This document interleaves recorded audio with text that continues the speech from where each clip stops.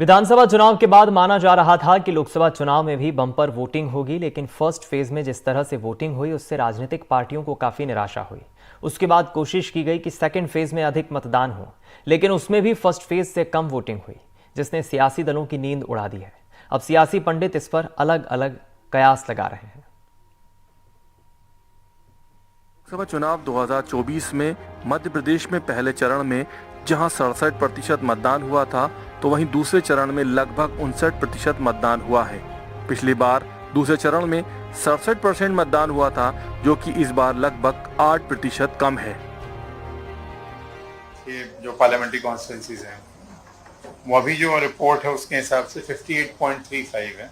पिछली बार हमारा 67% था, अभी हम 58% के पास हैं। जो अभी थोड़ा सा अंतिम जब होगा तो 1% और इसमें इंक्रीज हो सकता है।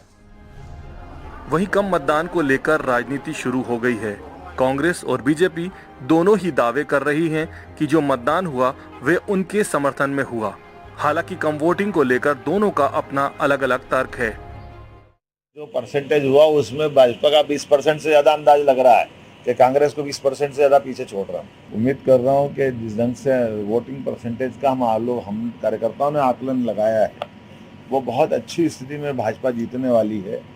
और एक तरह से ये 12 सीटें अभी तक हुई और 12 सीटों का रुझान जो भाजपा के पक्ष में गया, ये हमारा उत्साह बढ़ाने वाला है और एक तरह से नए रिकॉर्ड बनाने वाला है। और जनता ने जिस तरीके से भारतीय जनता पार्टी को नकारा है, लगभग 11% बहनों का 2019 से वोटिंग परसेंट कम हुआ।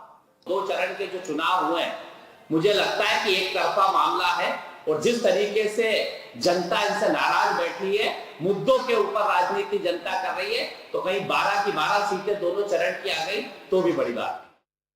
इस बार के लोकसभा चुनाव में पिछले चुनावों की तुलना में जिस तरह से कम वोटिंग हुई है, उसकी कई वजहें सामने आई हैं।